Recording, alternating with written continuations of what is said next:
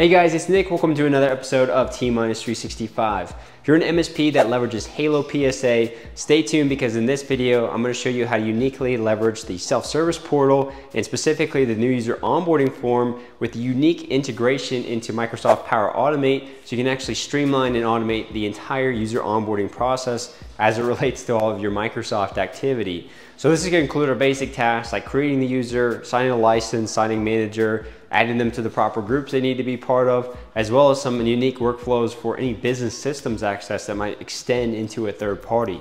So a lot to unpack today, very exciting video if you're part of that ecosystem. But for those of you that don't know me, my name's Nick. I'm a Microsoft MVP and I've been creating content here on the channel for the better half of a decade. If you haven't already, definitely like and subscribe to the channel. Otherwise, let's go ahead and dive in. Okay guys, so getting into it here, I'm gonna go over the architecture first just so you understand what we're actually creating here. The user is going to submit a form from the self-service portal within Halo. It's going to trigger a webhook that we're going to set up in Halo as well. From there, we're going to trigger our Power Automate flow, which is going to perform certain actions like creating the user, signing the manager, signing a license, sending credentials out to specified individuals. And then we're actually updating the user, and we're performing other actions like being able to mirror the access of another user for group membership, as you can see here. Adding users to groups when they should be tied to teams or SharePoint sites. And then also maybe a switch statement for third-party business system access like a Salesforce or a QuickBooks, where we can chain other automation events such as notifying the owners of those tools, adding them to groups to be part of those if they're set up for single sign-on and so forth. Finally, we're going to delay until the start date, and then we're going to send welcome emails to this user. We can do one to their personal so that they have credentials, they'll be able to log into their work account, set up MFA, and the work account is going to include the MFA setup details as well. So just a combination of factors here, and obviously depending on how you have your SOP set up, you may have to reconfigure some of these, but you also may have an SOP that's unique on a per customer basis. Fundamentally though, also in Halo from an architecture perspective, you really have two perspectives that you can go into this with. One of which is that you have this global form that all customers can access, but then we're uniquely going to create a webhook tie per customer. We're going to integrate that within their Power Automate environment, which is going to be within their Microsoft tenant. So this is a single tenant solution in that way. You can use the mobile global form for multi-tenant concepts if you just want to blanket that out to every customer that you onboard. But you could also be creating custom forms per customer and tailor that even further for the workflow actions that you perform as part of these templates. The main thing though is you're still creating a webhook per customer. This will become more clear as we walk through the actual demo, but this is what we're tying to trigger our automation workflow that is in the customer tenant. I have some considerations for some more advanced functionality, but I'll get to that once we work through this first phase. Real quick guys, a short break for our sponsor CloudCapsule here, which is an application that I built to help you monitor your security within your Microsoft 365 tenant that is mapped to the CIS controls.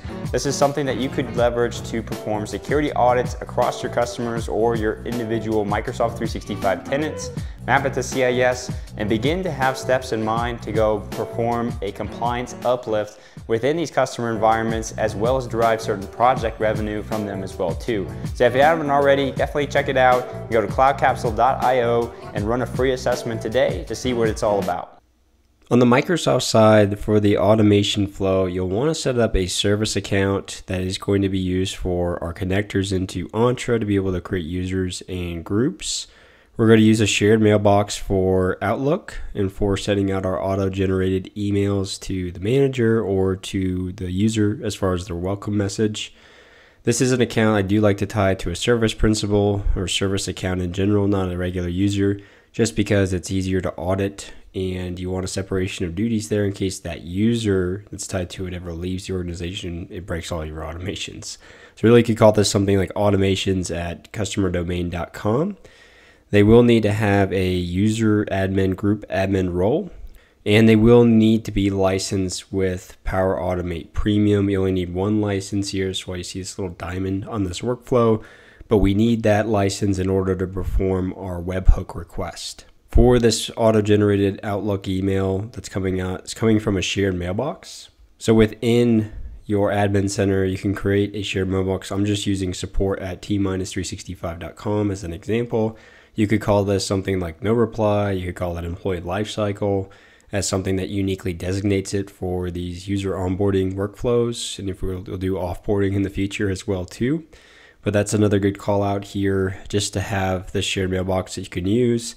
And you do want to have, like in the support request here, for the automation, whatever member you set in here should be the actual automation account that you're using, that service account for the automation flow. So you just want to set that up prematurely there so that you have that. And then the last thing that you're going to want to do, if you haven't already, is we are actually using a group membership for the actual license assignment. So within here, I have a group called Microsoft 365 BP users that I've created as a security group. I didn't add any members to begin with here. And this is the group we're going to use for automatic license assignment. In the billing, you can go under licenses and you would simply select the plan that you're going to be assigning out. The example I wanted to show can't really be applied given I'm all out of licensing within this tenant for Business Premium. But effectively here, if I just click on one of these other licenses, you'll be able to go ahead and assign this to a group. And this is what we're going to use in our automation flow. I'll show that when we get into the automation flow, but as a prerequisite, you want to set up this group so that you'll be able to grab the ID from it as well too, which I'll show you how to do when we're stepping through that. Okay, so as we get into the steps that you need to perform on the Halo side, I just wanted to call out that they do have the support article for this Microsoft Power Automate integration, and it walks you through setting up an application registration in Halo that you then use as a custom connector in Power Automate. For those of you not familiar with Power Automate, custom connectors, it's basically like an API wrapper you create on their side, and you can create actions which represent API calls like getting tickets, updating tickets as an example with Halo. I walked through all this though and effectively figured out that this is broken and this doesn't really work because Microsoft has a limit on the authorization code that you get back as far as the character limit that exceeds what Microsoft would like. So this doesn't actually work at all, which is a bummer because I would still like to be able to use their API natively without further customization. I'll create a separate video showing you guys how to set that up. The webhook's actually better for the trigger that we're going to see because it's going to be on submission of our form. But effectively, this is something I just wanted to call out because it's natively what they're documenting. Within Halo, I'm not going to create a whole tutorial on, field lists and all that because most of you will know that probably better than me.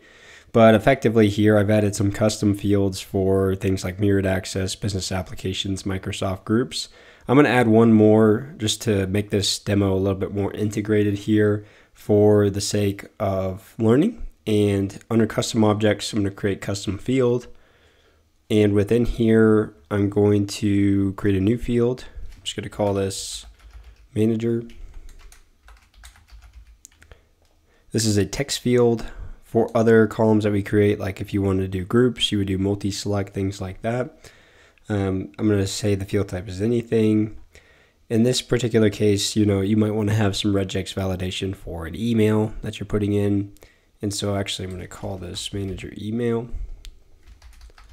Instead, I'm going to go ahead and save this. And it does not like it when we put spaces in there. So let's go ahead and set save. All right. And then from here, what we're going to do is we're going to go back to our ticket types. And again, I'm just using the out of the box new starter request here. You could have your own custom one. But we've got our new starter details. I'm going to click on edit. I'm going to edit this guy. And in the field list, I'm going to add one here. And I'm going to search for my manager email field that I just added. I'm going to click on save. And I'm going to bring this guy up here. And then you could also uniquely click on this and make this required, so that the user has to fill this out. Click on save here. And we'll click on save again. All right, so now we've got that. We've got our manager email in here. So if we go over and pop into the self-service portal, we've got our new starter form here, and we've got all of our form fields. So this looks good. We've got our business applications with QuickBooks and Salesforce. We've got a couple of groups in here. We've got the ability to type in all of this information. Back on the Halo side, the final thing that we're going to do is create a webhook. I've already got some here, but effectively, when I click on edit, the only fields that you're not, or you actually are configuring, I should say, is the name. So you can call this whatever you like. Generally speaking, you would use the syntax here of inserting the customer name right after here. Like in this case, I'm using the T-1 for our example. But remember, you're creating a webhook per customer because we're using a webhook URL that is going to be generated from the Microsoft tenant of that customer. So everything else is defaulted here, but in the events, you'll see I've added an action in here for the event, which is under the new ticket logged. And from here, I'm looking for a couple of things, one of which is to target this customer, the second of which is to target the new user request form. So I've got the client is equal to, and then the T-365 designation. And then for this one, I've also got this set to the summary of the ticket contains, and then this is just the summary of that particular form. You could really do a lot of things here to specify that actual form, but this one's working well for me just based off of my testing and how I set that up. Okay, so I'm going to show you guys a template that I'm going to give you that's going to allow you to upload all these actions. But I first wanted to share with you how you create this particular trigger and get the webhook URL, because you could use it for more than just new user onboarding automation. So if you go under new flow and you just click on automated cloud flow, this is make.powerautomate.com just as a call out. This will be in the customer's tenant. You can skip this particular step. I don't like to do that right away. We're going to add a trigger in here. We're going to say it's an HTTP trigger. We're going to say when an HTTP request is received. And this is the premium action that really requires our license for the user. We're going to say anyone for this, and you're going to leave this. Power Automate does require that you add at least one trigger and one action. So we do have to add something in here. I like to create a delay just as a basic action for 10 seconds so that we can fill this and we can click on save. When we've saved here, we've gone ahead and in the manual, now we have this HTTP URL we can copy. Back in Halo, this is what you would be pasting in here as well too, which is going to trigger the webhook. Once we save that here, we'll be able to go under deliveries, and after we submit the form, we'll be able to see the delivery of this action, and we will be able to see the payload that it sends over, which is basically way more information that we're going to use. But certainly a lot about that ticket. And the main thing here is the custom fields part of the ticket is where we are deriving all of the form inputs as far as the name, like the first name, and the values. So we're actually going to be looping through all those to peel out and perform our automation. So I'm going to give you guys this template again that you can upload, which is the full Power Automate workflow that we're going to step through here. It's way too verbose kind of to go through in one video. I could certainly do that, but I think high-level overview is good to start here for what's going on. And you guys can use the template and modify that accordingly. But one of the things that we're doing here, right, is we're getting this trigger when a form is submitted, and we're getting and parsing out the body of that form to really start to dynamically be able to pull out all of those fields, like, you know, the form submission fields. We can even pull things like the actual message, the event itself. We can pull out the ticket ID, other metadata that comes as part of that. But really, again, what the main parts that I wanted to pull out is really all of our custom fields that are shown in here. And this is an array object that we're actually going to loop over here.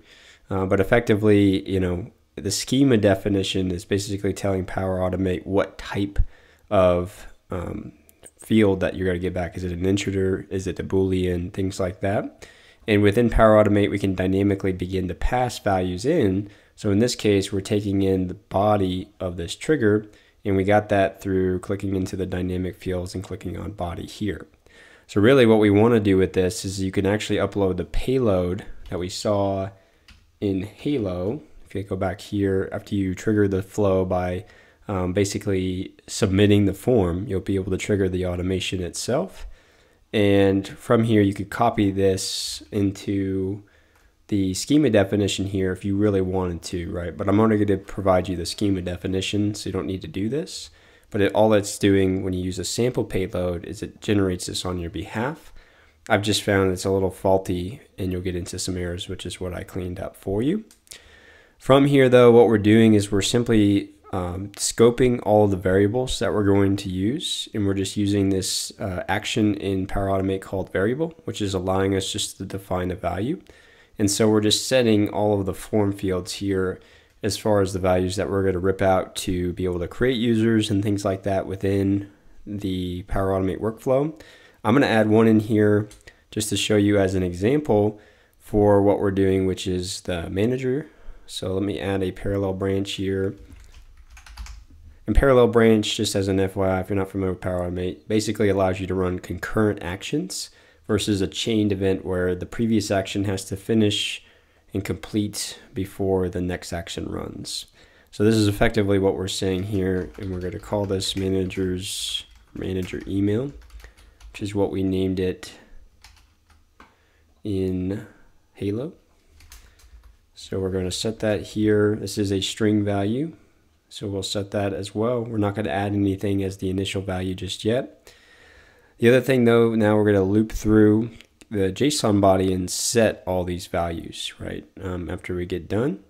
So we're saying loop through the body of the JSON, and this syntax here is something you just learn natively over time using Power Automate, but we're just basically nesting through that object. So we're saying give me the body of that JSON, look at the ticket object, and then look at the custom fields array. And that's what we're going to loop through each object in that array, meaning each one of these form fields. So then we're going to say, you know, take in the label of each one of those, which is truly the key value pair, right? So the label of it is going to be whatever the label of the form field is, which in our case, you know, is really one-to-one with the actual name. So we've just created what is known as a switch statement within here to set over and loop over those values. And if it detects that it's the first name, it's going to go ahead and set the value of our first name variable to the value that comes back through this iteration. So basic loop statement, we're going to add a case here. We're going to say that this is the manager's email.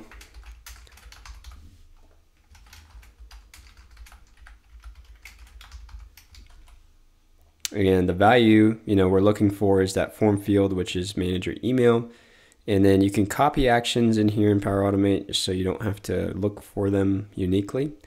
But within here, we're going to say this is set manager email, and the name is not in this list. And that's an important call out too, because it doesn't understand the scope right now because we haven't altered the settings here.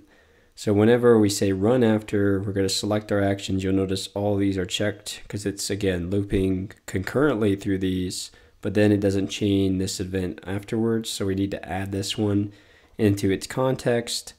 And then going back in here, if we look now, we have manager email. So that's a good little tutorial that also just on basics of Power Automate.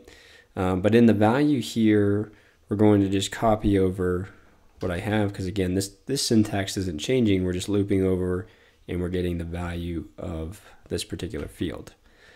So now we'll have that email stored from what's submitted in the form. The next things that we do here is we go ahead and generate a strong password, and we're just using a function within Power Automate for creating a random string of digits. And we're using a capital letter here to meet the complexity requirements that Microsoft has.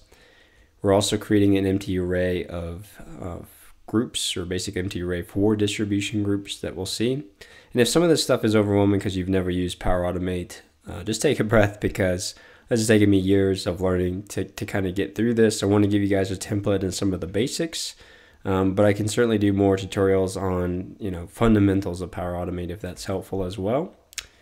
From here though, we're creating another action to go ahead and create the user in Microsoft. So within the action section here, they have a whole one for Entra. And this is where we're doing a lot of actions like creating the user, and we're going to assign the manager here in a second. So let's go ahead and actually do that. We're going to add a parallel branch. We're going to go to Entra. We're going to say assign manager. And then the user ID of the manager is actually something we need to get dynamically. So we need to go ahead and actually create a different action right above this.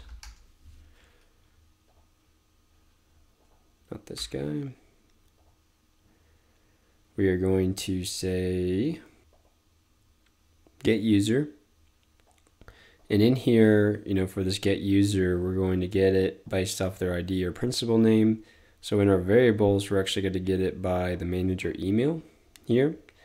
And we're just going to rename this to get manager. We're going to go ahead and create our user here. Again, we're using some functions to concatenate the first and last name together. We're getting the mailed nickname. We're setting the password dynamically through what we created in the forms. And then for this value now, we can pull in a dynamic value of getting the manager. We're going to get that ID. And then we're going to grab the create user ID, which is the user that we just created, to assign.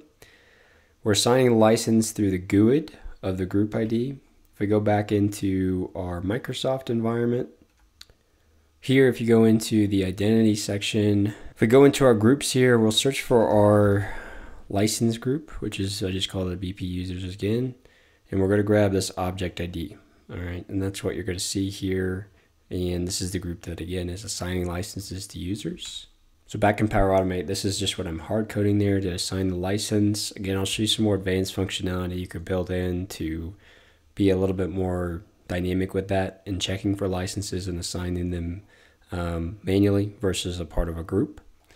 We're also sending this email template out to the manager, so we can actually we can switch to advanced mode here, and we're going to go ahead and send this out to the manager mail. And then from there, we have a template in here that includes the dynamic values of the username, password.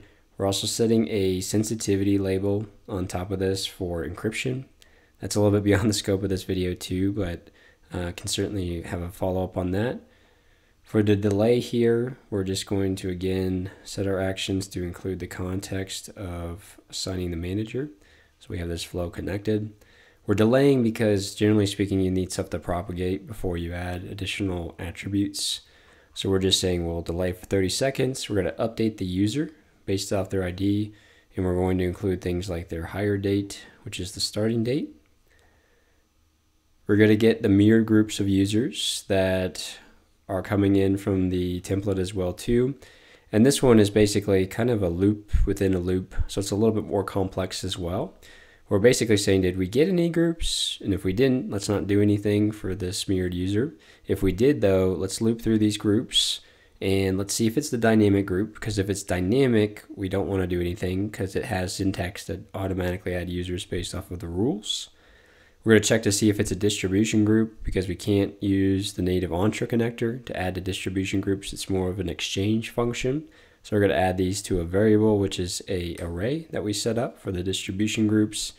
And then we're going to check to see, is the user already part of the group for any reason? We're just doing some fault tolerance there. And then if they're not in the group, we're going to go ahead and add them to the group. So we'll be able to see that more dynamically as well. For the business systems access for the switch statement, we're looping over our business applications that was set earlier. And then we are going in and we're looping and we're looking for the label for those. So they have a basic key value pair as well too. And we basically want to peel out what is the name of that. And we're using a switch statement like we did before to say if it equals Salesforce, then I'm going to take some action. And in this case, I just added this connector here for Teams. And that is really just to show you guys, you can chain any events in here as well. The cool part about Power Automate, you can create an approval workflow within their Teams environment. You could send, again, another auto-generated email to the business owner. You could add things to an Excel sheet. There's quite a lot of functionality you could really chain. So I'd start with the biggest layer of creativity that you can think of and see if we can support it with the native connectors first.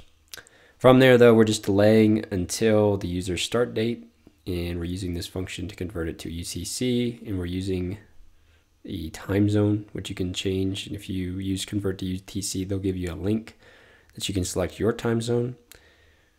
You'll have the welcome email, which is just an HTML template. We'll be able to see that as this goes out, because I'm hard coding it. To me, you would want to make this going out to the regular end user, and you would dynamically set this again through the value here, either from the create user action, you can use the mail, or from the variables that you get as part of the form fields. So from there, you can do any other action, like I'm posting a message in the channel. So it's just another action that you can flow through. Just wanted to show you some examples.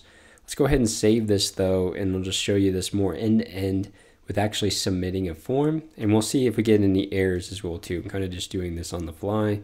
I always like to show that just to not show you, a perfect flow, because it never happens, right? I go through a lot of errors before I get it to this state. All right, so I'm gonna go ahead and fill out this new starter form. First name is Rick, last name is Ross, employee ID, I'm just gonna put a random one in there. We're gonna do the start date of, let's just do today so I can show you the auto-generated email that goes out.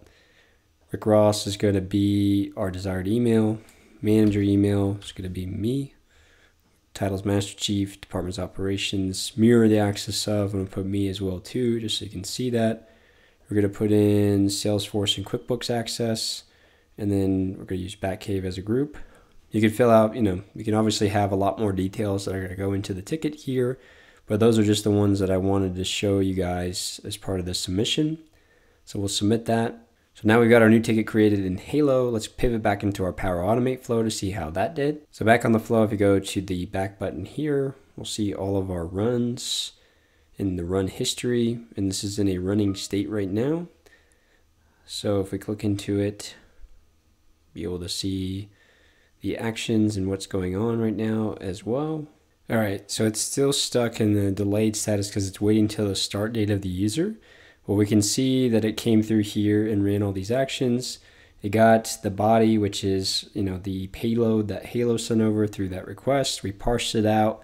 We looped through our fields here, and it began to dynamically set all of our values, like our first name. If we look through the next object, it's our last name and so forth. Generated our password, got our manager, created the user, and performed all these actions, adding them to groups, things like that. And now it's just waiting in this delayed until status until the user's start date to send out the welcome email. So let's go ahead and actually pivot into the Microsoft tenant so I can see what was created. So let's search in the user for Rick Ross. There he is. Click into him, go to his properties. You've got job title Master Chief, Department Operations, employee hire date is here.